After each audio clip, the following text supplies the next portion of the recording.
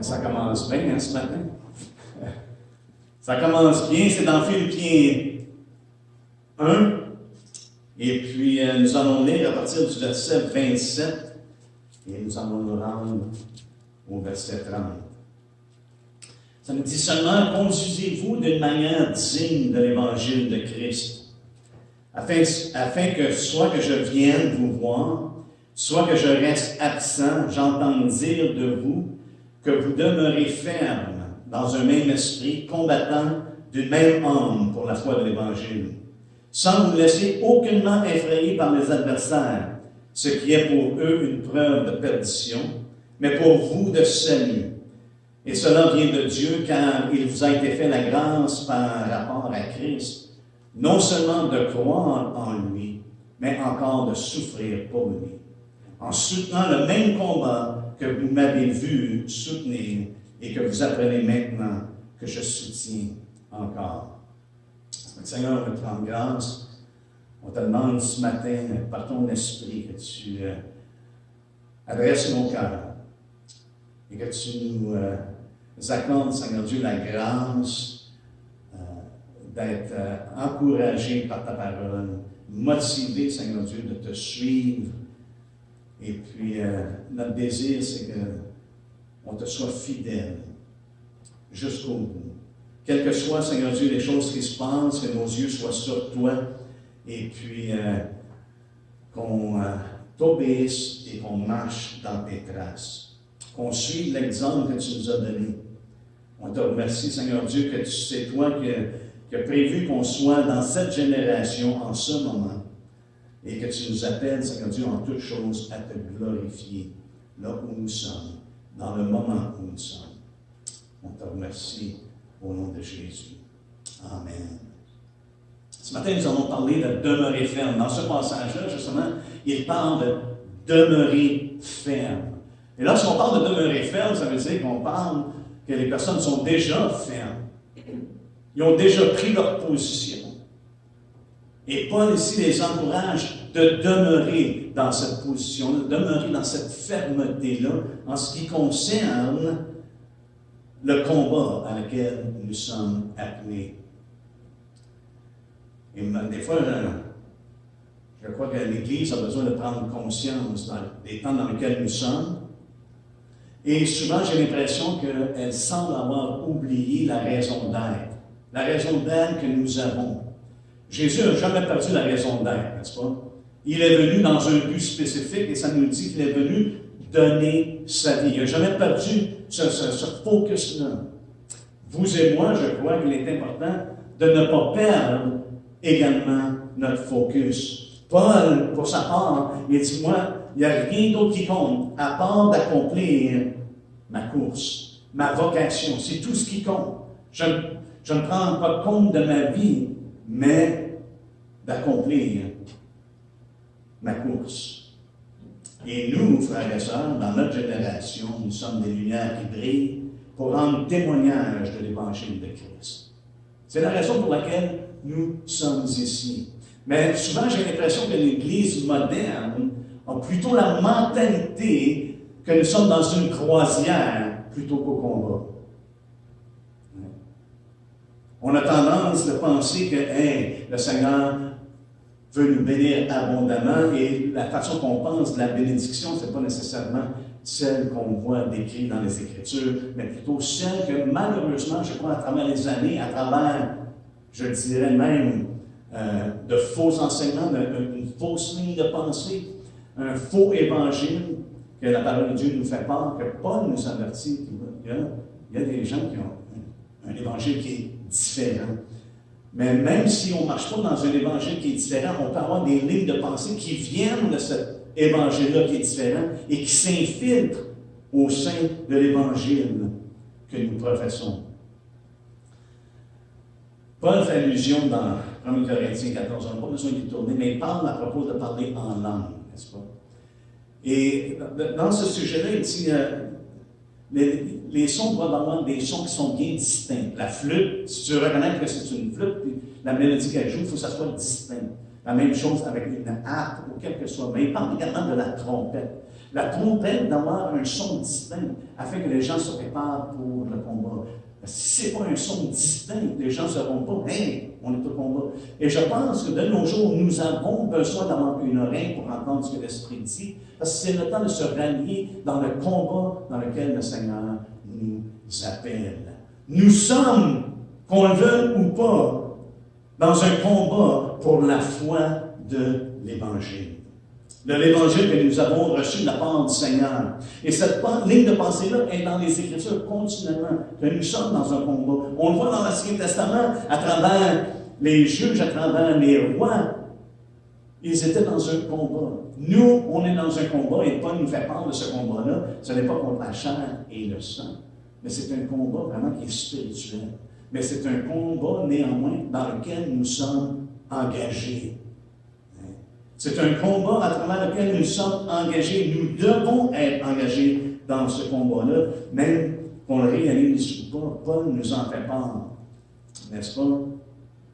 Et souvent, Paul va utiliser des termes à travers ses épîtres, comme il va mentionner Épaphrodite, mon compagnon d'œuvre et de combat, dans Philippiens 2,25. Archippe, notre compagnon de combat. Il exhorte et encourage Timothée, il dit, combat le bon combat de la foi. Nous sommes dans un combat pour la foi de l'Évangile. Il fait rapport qu'il doit être un bon soldat à Timothée. Souffre avec moi comme un bon soldat de Jésus-Christ. Paul lui-même dit, j'ai combattu le bon combat. C'est une réalité. Et même dans Hébreu, lorsqu'il dit, vous avez soutenu un grand combat au milieu des souffrances. Et qu'est-ce que ces personnes-là ont souffert? Il y en a qui ont tout perdu. Ils ont perdu leur bien. Mais ils ont gardé la foi. Ils ne se sont pas laissés distraire. C'est dans Hébreu 10. Nous disons ceci. Souvenez-vous, on a lu il n'y a pas longtemps, souvenez-vous de ces premiers jours, verset 32, où après avoir été éclairés, vous avez soutenu un grand combat au milieu des souffrances. D'une part, exposé comme en spectacle aux opprobles et aux afflictions, et de l'autre, vous associant à ceux dont la position était la même. Ceux qui étaient exposés aux opprobles et aux afflictions. En effet, vous avez eu de la compassion pour les prisonniers et vous avez accepté avec joie l'enlèvement de vos biens, sachant que vous avez des biens meilleurs et qui durent toujours. N'abandonnez donc pas votre assurance à laquelle est attachée une grande rémunération, car vous avez besoin de persévérance après avoir accompli la volonté de Dieu, vous obteniez ce qui est promis. Donc, on a besoin de persévérer, mais nous sommes engagés dans un grand combat au milieu des souffrances. Un combat, ça amène des souffrances. Et c'est ce qu'on vit, je crois, en ce moment. Je crois que le Seigneur sonne la trompette pour appeler son Église, de se réveiller. Paul nous entend, il dit, réveillez-vous, c'est le temps de se réveiller. Et nous sommes à ce temps-là, et c'est un appel, je crois, de la part du Seigneur pour prendre une position ferme. Dans Éphésiens 6, frères et sœurs, c'est certainement pas par nos propres forces que l'on peut demeurer ferme dans la foi. Ce n'est pas par les propres forces, et c'est pour ça que je crois que Paul, en commençant, en débutant cette partie des Écritures-là, nous fait part, là où on doit aller chercher notre force, là où on doit, sur qui nous devons nous appuyer. Mais c'est tout de même un appel à prendre une position ferme. À 3 reprises dans le passage, il va justement mentionner de tenir ferme. Dans Éphésiens 6. Mais c'est une chose qui a souvent été demandée dans les Écritures. Josué a dit au peuple, il dit, choisissez aujourd'hui qui vous allez servir. Et ça incite de prendre une décision, d'apprendre, de se tenir ferme, de dire, comme Josué l'a dit, pour moi et ma maison, nous allons servir l'Éternel. Et je crois que c'est le son de la trompette de nos jours, frères et sœurs, de se tenir ferme de demeurer ferme. À partir du verset 10, nous lisons ceci dans Éphésiens 6. Au reste, fortifiez-vous dans vos habilités, votre capacité. Fortifiez-vous en vous-même. Hein? Pompez-vous là, pour tenir ferme, pour demeurer ferme. Non, il dit fortifiez-vous dans le Seigneur. Et comment? Et par sa force toute puissante. Wow! Est-ce qu'il y a un manque pour être en mesure de tenir ferme, à moins que le Seigneur manque et que sa force manque? Il n'y a rien de manque. Mais le Seigneur ne manque pas et sa force toute puissante ne manque jamais. Il est toujours présent avec nous. Par sa force toute puissante. Et j'ai l'impression souvent que le Seigneur nous emmène dans des situations d'épreuve. Et justement, et à travers ces épreuves-là, est-ce qu'on va dépendre de lui ou on va s'appuyer sur nous autres mêmes? Ça me rappelle Gédéon. Gédéon, il savait que ce n'était pas lui-même. C'est pas quand le Seigneur est venu voir, il dit hey, qui c'est que tu parles là? C'est à moi que tu me parles. Hein? Et puis, le Seigneur lui a montré, non, c'est moi qui te parle. Et Gédéon a mis des cloisons, et puis le Seigneur a confirmé. Et par la suite, il était encouragé 32 000 dans l'armée. Alléluia! Là, on est prêt à prendre l'ennemi. Et le Seigneur dit, vous êtes trop. Vous êtes beaucoup trop dans l'armée. Dites à ceux qui ont peur de s'en aller. Dites à ceux qui ont des femmes, ceux qui ne veulent pas être là, qui s'en aillent. Et on sait combien il y en a qui sont partis. 22 000, je crois, qui sont partis à ce moment-là. Se sont en allés. Et à 10 000, le Seigneur dit, vous êtes encore trop. Parce que les gens pourraient penser que c'est eux autres mêmes, c'est par leur force. Et il a réduit l'armée à 300. Frères et sœurs, vous sortez en guerre avec une armée qui est beaucoup plus grande que la vôtre, avec 300 hommes. Vous savez que vous avez besoin d'être fortifié par le Seigneur. Vous avez besoin de vous appuyer sur la toute-puissance de Dieu. Et souvent, et j'aime ce que Werbees a dit, un commentateur a dit, lorsque Dieu vous dépouille de vos ressources, ce n'est pas pour vous appauvrir votre vie, mais pour enrichir votre foi. Voyez-vous, avec Gédéon, ce n'était pas pour les appauvrir, mais c'était pour vraiment enrichir leur foi. Leur appui, leur dépendance, leur force était simplement dans le Seigneur. Et lorsqu'on vit de nos jours, frères et sœurs, on a besoin de s'assurer que notre appui, c'est l'Éternel, et non pas nous-mêmes.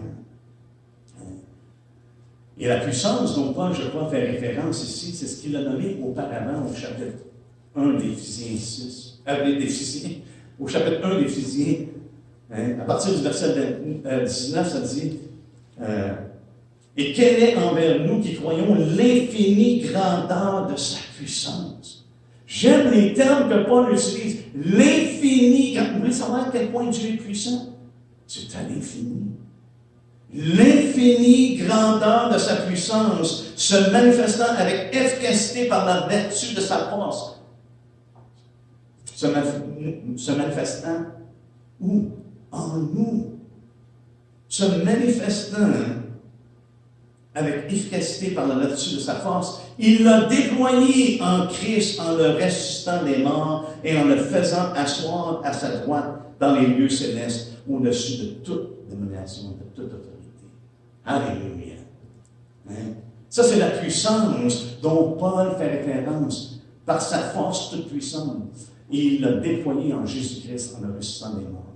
C'est la puissance, je crois, de la résurrection.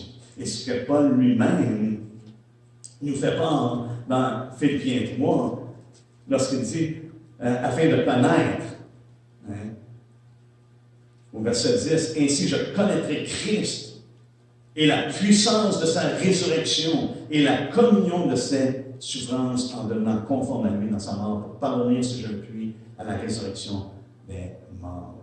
Paul voulait justement connaître la puissance de la résurrection. Alléluia. Et c'est cette puissance-là que Dieu nous a démontrée et sur laquelle nous pouvons nous appuyer. Mais pour le faire, on doit se revêtir. On doit se revêtir de l'armement complet que Dieu nous donne. Verset 11 dit, revêtez-vous de toutes les armes de Dieu, afin de pouvoir tenir ferme. Première fois qu'il mentionne. Après avoir dit, toute sa puissance, c'est la force de toute sa puissance. Maintenant, tenez ferme. Revêtez-vous de toutes les armes, de tout l'armement complet. Et qu'est-ce que Dieu a pourvu pour nous? Afin de pouvoir tenir ferme contre les ruses du diable. Car nous n'avons pas lutté contre la chair et le sang, mais contre les dominations, contre les autorités, contre les princes de ce monde de ténèbres, contre les esprits méchants dans les lieux célestes. C'est pourquoi prenez toutes les armes. Prenez l'armement complet que Dieu a pourvu pour chacun de nous, afin de pouvoir résister dans le mauvais jour. On ne pourra pas résister si on n'est pas équipé, si on n'a pas les armes que Dieu nous a données.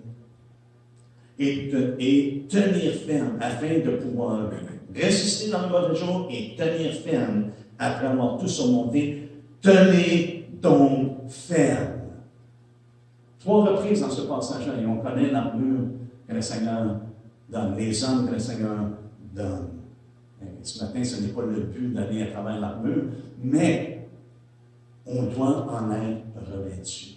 Et nous devons, comme on l'a dit, être appuyés sur la force du Seigneur, la force toute puissante du Seigneur. On doit être fortifié dans le Seigneur. Maintenant, dans Philippiens 1, à partir du verset 27, ce qu'on a lu ce matin, la parole de Dieu nous dit ici, dans ce passage-là, Paul dit seulement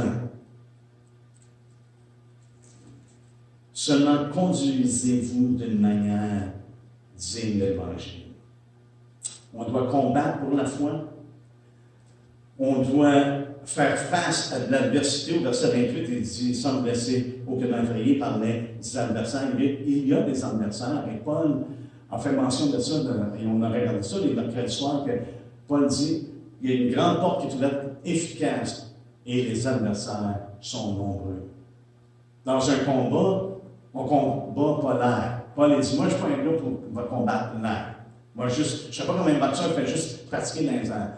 Il est en combat, il est en lutte, et puis il réalise qu'il y a beaucoup d'adversaires à travers, même lorsque Dieu ouvre les portes.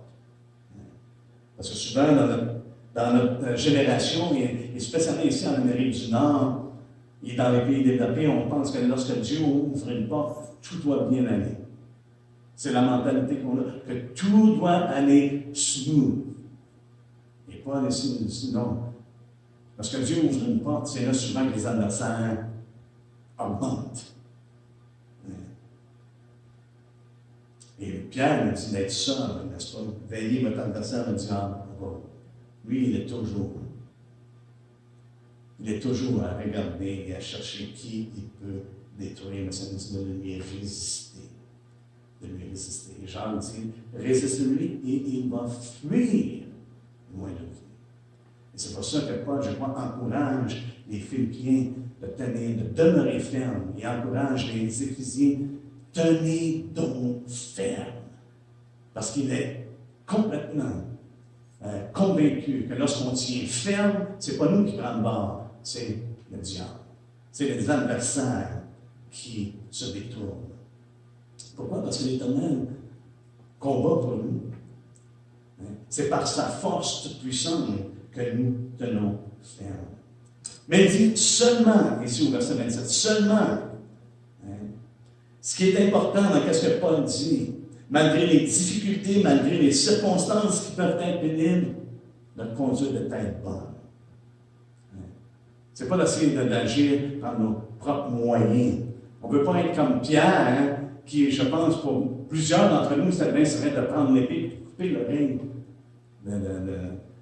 du serviteur, du sacrificateur. Ça serait peut-être même notre réaction, mais Paul dit, non, conduisez-vous d'une manière digne de l'Évangile. Et Paul souvent fait référence à ça, on l'a vu dans le livre des Actes. Il dit, vous savez de quelle manière je me suis sans cesse conduit devant vous, hein, parmi vous. Et je vous ai annoncé tout le conseil de Dieu, je n'ai rien retenu de tout ce qui était nécessaire. Et puis je crois que c'est ça qui est important, frères et sœurs, c'est de se conduire, de bien se conduire malgré l'adversité. Et je disais justement ce matin, lorsque Jésus donne son message sur la montagne, il dit, si quelqu'un te frappe sur la joue, tourne-le. Complètement une autre façon d'approcher les choses. J'imagine que Pierre avait manqué ce bout-là. Quand Jésus avait prêché ça, c'est bon. Quand il était dans le jardin, il a sorti l'épée. Il avait manqué le bout de tourner le joue. Mais le Seigneur lui a quand même enseigné plus tard qu'il avait besoin de tourner l'autre joue. Et il l'a glorifié à travers le fait qu'il a tourné l'autre joue par la crucifixion, de la façon qu'il est mort. Mais ici, le contexte ne sera pas dit seulement « conduisez-vous de manière digne ». Paul lui-même donne cet exemple-là aux Philippiens. Parce que la situation était difficile, était pénible pour Paul. Paul était en prison lorsqu'il a écrit cette épître-là. Et puis, ça nous dit au premier chapitre, il dit qu'il était dans les liens, au verset 7. Hein. Il est juste que je pense, dans Philippiens 1, 7, il est juste que je pense ainsi de vous tous, parce que je vous porte dans mon cœur, soit dans mes liens, soit dans la défense et la conformation de l'Évangile. Et il dit que dans tout le prétoire, tout le monde savait, c'est à cause de Christ, au verset 13. En effet, dans le prétoire et partout ailleurs, nul n'ignore que c'est pour Christ que je suis dans les liens. Donc, la situation était difficile, mais sa conduite était bonne. Malgré ça, son attitude et sa conduite reflétaient que c'est Christ qui est maître de sa vie. Il était conscient de ce qui se passait. Et l'affaire, c'est qu'étant appuyé sur le Seigneur, savez-vous quoi? Lorsqu'on est appuyé sur le Seigneur, on sait que ce qui pourrait être, que l'adversité peut se tourner et souvent se tourne à notre avantage. Et ici, c'est ce que Paul dit. Il dit, à cause de mes liens, à cause de ce que j'ai vécu au verset, c'est au verset 14, il dit, la plupart des frères dans le Seigneur, encouragés par mes liens, ont plus d'assurance pour annoncer sans craindre la parole. Fait que l'adversité s'est tournée en avantage. Paul dit, même s'il est en prison, les ennemis de Paul voulaient le taire. Ah, un coup, il va être en prison, ça va faire ça de moins, là, son influence sera pas aussi grande. C'est le contraire. Ça a été à l'avantage de l'Église parce que les gens ont été encouragés. Paul est en prison, mais sa conduite, son attitude est saine et je crois est une source d'inspiration pour les autres. Ils ont eu plus d'assurance. Paul le dit dans 2 Timothée. Il dit à Timothée, dans 2 Timothée 2, au verset 8, il dit « Souviens-toi de Jésus-Christ, issu de la postérité de David, ressuscité des morts selon mon évangile, pour lequel je souffre jusqu'à être lié comme un malfaiteur. » Il le considérait comme un malfaiteur, étant un prédicateur de l'Évangile. Mais la parole de Dieu n'est pas liée. Alléluia. Avec tout ce qui se passe en ce moment, malgré que les restrictions essaient de lier l'Église, essaient de lier, même si ce n'est pas directement contre l'Église, mais c'est un décret qui a fait tous les gens, comme ça a affecté les 3 enfants hébreux. Ce n'était pas juste pour le peuple de Dieu que c'était prononcé cet édit-là, mais c'était pour l'ensemble des gens. La même chose avec Daniel. Daniel, c'était pas juste pour les Juifs ne peuvent pas prier à aucun autre Dieu pour moi. Mais c'était pour l'ensemble du peuple. Et en ce moment, c'est ce qu'on est en train de vivre. Pour l'ensemble du peuple, il y a des restrictions qui viennent à l'encontre, je crois, de la parole de Dieu, qui le déshonore. Mais je me réjouis, comme Paul le fait, c'est que la parole de Dieu n'est pas liée. La parole de Dieu va sortir pareillement. Il est vrai qu'il y en a qui le font avec un cœur qui est amer, un cœur, une disposition qui ne sont pas bienveillantes, mais toutefois, Christ est prêché et c'est ce qui me réjouit. C'est pas qu'il ait une disposition qui n'est pas bonne. Ce qui le réjouit, c'est le fait que la parole de Dieu n'est pas liée et que la parole de Dieu est proclamée, que le nom de Christ est proclamé. Mais dans tout ça, on voit le cœur de Paul. Paul avait les Philippiens à cœur, c'est ce qu'il nous dit au verset 7, les hommes à cœur. Mais également, ça nous dit qu'il les chérit avec la tendresse de Christ. Il prie pour eux. Lorsqu'on a des gens à cœur, ça veut dire quoi? C'est facile de prier pour eux autres. Hein? Avez-vous remarqué ça? Lorsqu'on a les gens à cœur, bon, on y pense tout de suite. Lorsque les gens ne sont pas dans notre cœur, des fois, on voit de temps en temps, on fait « Oh, ouais. » Mais lorsque les gens sont dans notre cœur, et Paul avait les gens, les Philippiens à cœur, et je prie pour eux autres. Je vous chéris avec la tendresse de Christ. Et ce qu'il prie, c'est de bonnes choses. Il prie que leur amour augmente. Il prie qu'ils aient de l'intelligence. Que leur amour augmente de plus en plus en connaissance et en pleine intelligence, et ainsi de suite, dans le discernement de ces choses-là. Mais il prie pour eux. Mais l'autre chose que Paul a à cœur, frères et sœurs, c'est la défense et la confirmation de l'Évangile. Il les avait à cœur en tant qu'Église, mais il avait à cœur de défendre et de confirmer l'Évangile. Et c'est à cause de ça, souvent, qu'il a été traité comme un malfaiteur. C'est à cause de ce mandat-là que Paul a souvent et beaucoup souffert. Pourquoi? Pour la défense et la confirmation de l'Évangile. De l'Évangile de Christ. N'est-ce pas? Mais son but ultime, on le voit très bien, et il le déclare clairement dans ce passage-là. Au premier chapitre, au verset 20, selon ma ferme attente et mon espérance, je n'aurai honte de rien, mais maintenant, comme toujours, Christ sera glorifié. Et on voit ici vraiment le cœur de Paul. Son but, c'est toujours que Christ soit glorifié. Coûte que coûte, quel que soit le prix, Christ sera glorifié dans mon corps avec une pleine assurance. Pas juste glorifié dans sa tête, dans ses pensées, mais dans son corps. Autrement dit, dans son vécu, dans ce qu'il vit et comment est-ce qu'il marche. Il sera glorifié dans mon corps avec une pleine assurance, soit par ma vie, soit par ma mort. Car Christ est ma vie. Frères et sœurs, si l'Église aujourd'hui, on pourrait avoir cette même pensée. Christ est ma vie. Et la mort m'est un gain. Mourir m'est un gain aux yeux de Paul. J'aimerais de beaucoup plus être avec le Seigneur que de rester sur la terre. Mais tant aussi longtemps que je suis dans le corps, Christ va être glorifié dans ma vie.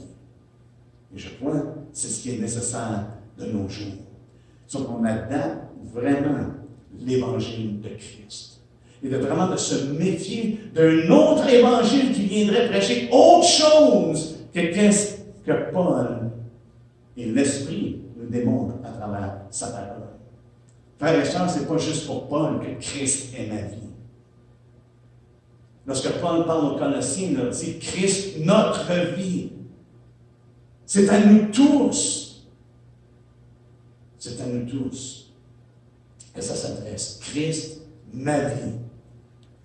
Et là, avec moi, dans Acte 20, on avait commencé à regarder ça. Je ne me souviens pas si on s'était rendu là le mercredi soir, mais on a commencé à regarder ce passage-là dans Acte 20. Mais il fait référence à une chose, je crois, qui est très importante pour nous, qui démontre encore une fois la disposition de Paul. Et je crois que c'est une disposition que nous devons avoir en tant qu'entendre de Dieu en tant que disciple de Christ. Au verset 24, il dit, « Mais je ne fais pour moi aucun cas de ma vie. » La question qu'on peut se poser, je prends juste votre attention une minute, la question qu'on peut se poser, est-ce qu'on fait des cas de notre vie? Parce que c'est une question, je crois, qui est légitime. Il dit, je ne fais pour moi-même aucun cas de ma vie comme si elle m'était précieuse. Voyez-vous, parce qu'on a la mentalité d'une croisière aujourd'hui, c'est qu'on a la mentalité que notre vie est précieuse et que Dieu veut nous gâter. On passe en cette vie dans une belle croisière. Oh, check donc ça, c'est bien beau. Ça. Oh, check donc ça, c'est bien beau. Oh, le Seigneur m'a béni. Wow! Et on oublie que nous sommes dans un combat. Ou on ignore que nous sommes dans un combat. J'en fais aucun cas, comme si elle était précieuse, pourvu que j'accomplisse ma course avec joie et le ministère que j'ai reçu du Seigneur Jésus, d'annoncer la bonne nouvelle de la grâce de Dieu. De faire aucun cas de notre vie pourvu qu'on accomplisse la course, pourvu qu'on accomplisse le ministère que nous avons reçu de la part du Seigneur. Autrement dit, Christ est ma vie. C'est tout ce qui compte. Qu'est-ce que le Seigneur dit? C'est ça que j'ai besoin d'entendre. Et Paul encourage les gens de Philippe de se conduire d'une manière digne. On retourne à Philippiens 1, 27. Afin que soit que je vienne vous voir, soit que je reste absent, j'entends dire de vous que vous demeurez ferme. Ici, on s'entend, c'est ferme dans une conduite qui reflète Christ. Dans une conduite qui est digne de l'Évangile, qui est digne de Jésus-Christ. Alléluia. Mais, également, dans ce qu'il dit, c'est que nous soyons prêts pour le combat. Demeurez ferme dans un même esprit, combattant d'une même âme pour la foi de l'Évangile. Et savez-vous ce que je crois que ce temps que nous avons vécu dans les 2 dernières années, c'est que ça a emmené une division. C'est que nous ne voyons plus les choses dans la même chose. Nous ne demeurons pas fermes dans un même esprit. Et nous ne combattons pas d'une même âme pour la foi de l'Évangile. L'ennemi a pénétré les murs, je ne parle pas les murs du bâtiment, mais les murs de l'Église, et cherche à détruire. Et ce qu'il cherche à détruire, c'est l'unité que nous avons. Et Paul nous encourage en Éphésiens de s'efforcer de conserver l'unité de l'esprit.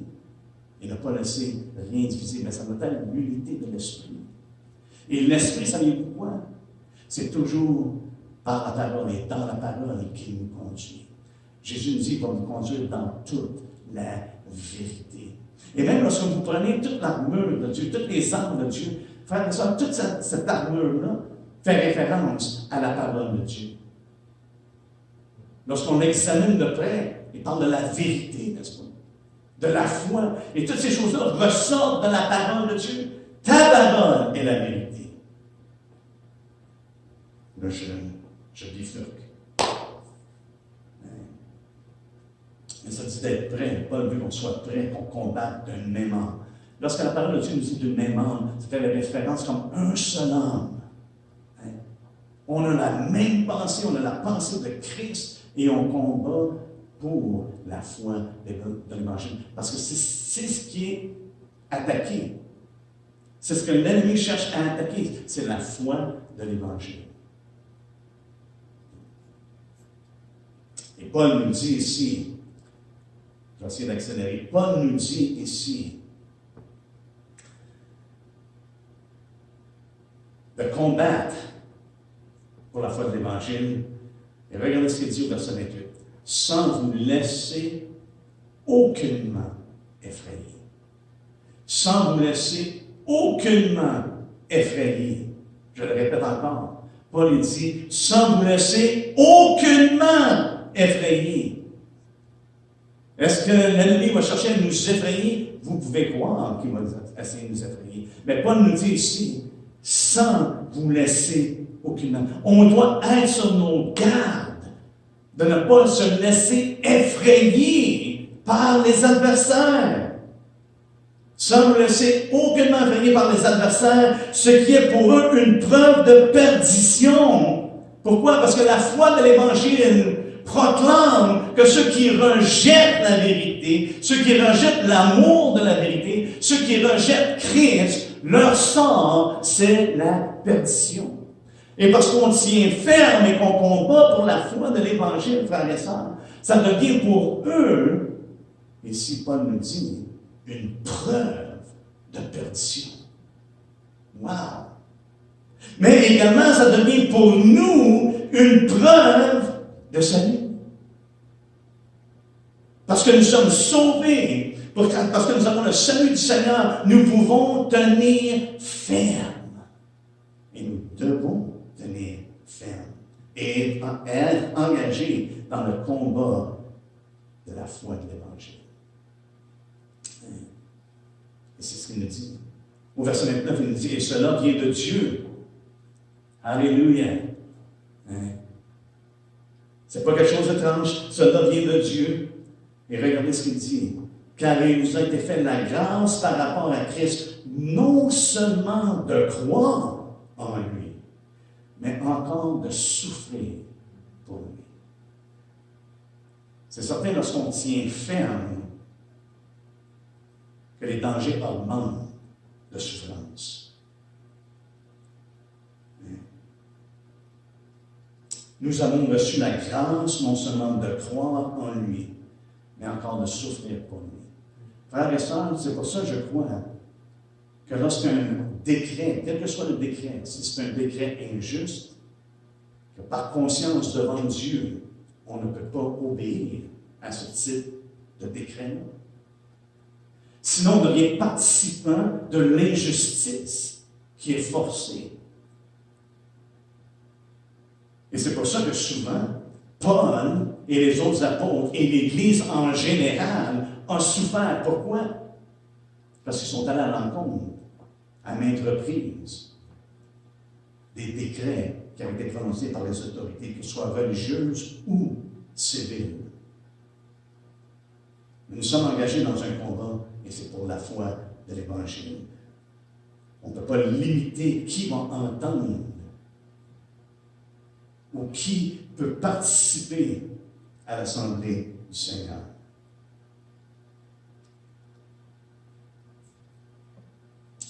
Regardez avec moi dans 1 Pierre. Lorsqu'on a passé à travers cette étude-là ensemble, on a vu ça.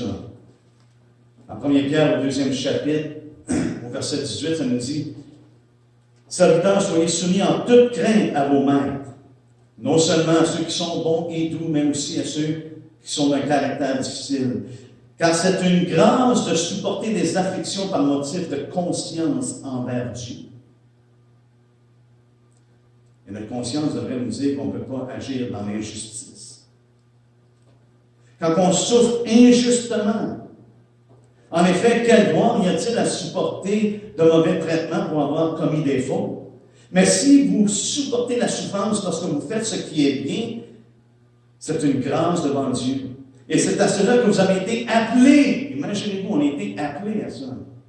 Parce que Christ aussi a souffert pour vous, vous laissant un exemple afin que vous suiviez ses traces. Au chapitre 4, 1 Pierre, ça nous dit au verset 1, « Ainsi donc, Christ ayant souffert dans la chair, vous aussi armez-vous de la même pensée, car celui qui a souffert dans la chair en a fini avec le péché, afin de vivre non plus selon les convoitises des hommes, mais selon la volonté de Dieu pendant le temps qui lui reste à vivre dans la chair. » Aussi longtemps que nous sommes dans la chair, aussi longtemps que je suis dans ce corps, je ne vis plus pour moi-même, mais je vis pour la volonté de Dieu. Et ça, frères et sœurs, Jésus nous l'a dit à maintes reprises, que ça va inclure des souffrances. Les hommes vont vous maltraiter, ils vont vous emmener devant les gouverneurs. Et comme Paul le dit, je suis traité comme un malfaiteur. Mais ça n'a pas changé l'objectif de Paul, de vouloir glorifier Christ dans son corps. Et je crois que ça ne devrait pas changer notre objectif. On va terminer avec une couple d'exemples de personnes qui ont marché sans crainte. Allez avec moi dans Luc. Luc 13.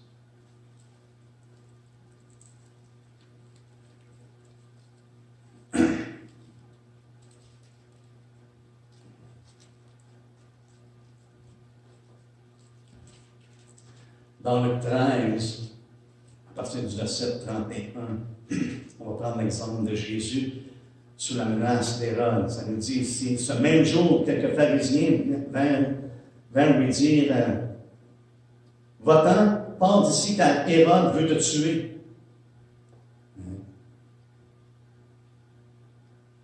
Et la réponse de Jésus est très intéressante. Il leur répondit, allez et dites à ce renard. Laissez-moi vous dire, ce n'était pas un complément. Jésus n'est pas en train de payer un complément à Hérode. Allez dire à ce renard. Le terme utilisé pour renard met en évidence que c'est un homme qui était sournois, rusé, malin, astucieux. Comme on l'a vu dans Éphésiens 6 à propos des ruses du diable. Un homme qui marchait dans la tromperie, la séduction. Et comme dans 2 Corinthiens 11, il nous en fait part, Paul dit, je vais juste vous lire le verset 2 Corinthiens 11. Au verset 3, il dit, toutefois, de même que le serpent séduisit Ève par sa ruse, je crains que vos pensées ne se corrompent et ne se détournent de la simplicité à l'égard de Christ. Ça ne concernait pas, parce qu'il dit, Ève a été séduite par la ruse du serpent. Et je crains qu'il essaie de faire la même chose avec vous. C'est certain qu'il va s'essayer. Mais lorsque le Seigneur a dit, allez et dites à ce renard, voici, je chasse les démons et je fais des guérisons aujourd'hui et demain, et le 3e jour, j'aurai fini. Mais il faut que je marche aujourd'hui, demain et le jour suivant, car il ne convient pas à un prophète, qu'un prophète périsse hors de Jérusalem. Mais ce que Jésus lui disait, et je crois la leçon pour nous, c'est de ne pas s'inquiéter des menaces, mais de s'assurer que nous marchons aujourd'hui, demain, après-demain, un jour à la fois. Parce que chaque jour suffit sa peine. Demain va prendre soin de lui-même. Et Jésus savait qu'il était en mission. Et puis je crois que nous avons besoin de réaliser que nous sommes en mission dans ce monde. Mais Jésus dit, hey, et cet Hérode-là, en passant, c'est le Hérode qui a mis à mort Jean-Baptiste. N'est-ce pas? C'est le Hérode qui a pris une femme qui n'était pas supposée de la sienne, la femme de son frère. C'était le fils de Hérode le Grand qui a ordonné que tous les enfants soient mis à mort, 2 ans et en bas. Fait que c'était dans la lignée familiale d'être rusé, malin, séducteur, trompeur. Et lorsque le Seigneur lui dit, allez dire à ce renard, frères et sœurs, c'était loin d'être un complément, et ce n'était surtout pas d'être soumis à son autorité. Pourquoi? Parce que c'est de l'injustice. On va terminer avec un autre exemple. Allez avec moi dans Néhémie. Et ça, c'est ma prière en tant que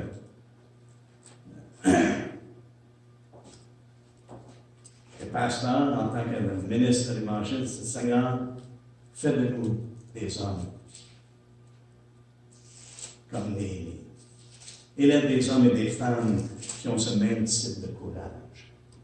Néhémie a été appelé à une grande œuvre. Et puis l'adversité était grande. On ne peut pas se cacher. L'adversité était extrêmement grande. Sanballat, Tobia et plusieurs ont voulu le décourager, ont essayé d'arrêter les travaux de quelque manière que ce soit. Ils voulaient qu'ils se rencontrent. On voit ça au chapitre 6, on ne prendra pas le temps de lire tout le chapitre, mais on va commencer au verset 10. Même à travers des gens qu'ils connaissaient, des gens dans la famille dont ils étaient proches, et puis ici, ça nous dit au verset 10, parce que là, il avait refusé de rencontrer Sanballat et Geshem, et puis ces personnes-là, mais il s'est rendu à la maison de Shemalja. Verset 10, je me rendis chez Shemalja, le fils de Deladja, ou Delaya, dépendant de comment on prononce le nom, fils de Maïtébel. Il s'était enfermé et il dit, allons ensemble dans la maison de Dieu, au milieu du temple, et fermons les portes du temple, car ils viennent pour te tuer. Et c'est pendant la nuit qu'ils viendront pour te tuer. J'ai répondu, un homme comme moi prend la fuite. Wow. Je lis ça, Seigneur, élève. Fais de nous de tels hommes. Ce n'était pas de l'orgueil. Ce n'était pas de l'orgueil. Savez-vous la raison pourquoi ce n'était pas de l'orgueil? Si on regarde au verset 9, il dit, tous ces gens voulaient nous effrayer. Et ils se disaient, ils perdront courage et l'œuvre ne se fera pas. Maintenant, ô Dieu, fortifie-moi. Alléluia. C'est pas ce que Paul nous dit. Fortifiez-vous dans le Seigneur. Ce n'est pas de l'orgueil, c'est un appui, une dépendance sur Dieu. Et Néhémie savait qui l'avait envoyé, qui lui avait donné la mission et qui le fortifiait. J'ai répondu, un homme comme moi prendre la fuite. Et quel homme tel que moi pourrait entrer dans le temple et vivre? C'était seulement les sacrificateurs qui pouvaient aller dans le temple, dans le sein des saints. Et moi, entrer là, autrement dit, je ne désobéirai pas à la parole de Dieu par crainte des hommes. Je ne veux pas qu'on fasse face à ces choses-là de nos jours maintenant. Est-ce qu'on va obéir à Dieu ou obéir aux hommes? Il nous dit, il continue, il dit, je n'entrerai point, verset 12. Et je reconnus que ce n'était pas Dieu qui l'envoyait. Il y a des personnes qui vont venir, qui vont dire des choses comme venant de Dieu, mais qui ne viennent pas de Dieu. Mais il prophétisa ainsi sur moi, parce que Sanballat et Tobiah lui avaient donné de l'argent. C'est intéressant qu'est-ce que l'argent peut faire. En me gagnant ainsi, il espérait que j'aurais peur et que je suivrais ses avis et commettrais quoi? Un péché. Et ils auraient profité de cette atteinte à ma réputation pour me couvrir de propre. Souviens-toi, ô mon Dieu, de Tobiah et de Sanballat et de leurs œuvres. Souviens-toi aussi de la Noadia, la prophétesse, et des autres prophètes qui cherchaient à m'effrayer. Qu'est-ce que Néhémie fait? Il se fortifie dans le Seigneur et il remet la situation complète au Seigneur en disant, je ne me laisserai pas effrayer. Je ne me laisserai aucunement effrayer. Comme Paul le dit aux Philippiens, sans me laisser aucunement effrayer par les adversaires. Et Néhémie, c'est ce qu'il avait à cœur. Je vais plutôt obéir à Dieu. Et je crois que c'est ce que nous sommes. Sa confiance est en Dieu. Notre confiance doit être en Dieu dans les temps que nous sommes. Et frères et sœurs, nous savons sans aucun doute que les moments qui s'en viennent n'iront pas vers ce qui est plus facile, mais ça va être de plus en plus difficile.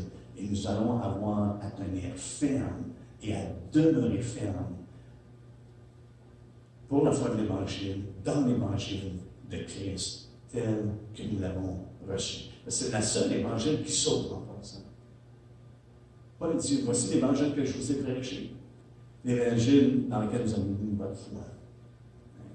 C'est l'Évangile de Christ. que Jésus est venu, il est mort selon les Écritures, il a été enseveli et il est ressuscité le troisième jour selon les Écritures. Amen. Et ça, c'est l'évangile que nous devons prêcher et pour lequel nous devons tenir ferme et demeurer ferme. Amen. Alléluia.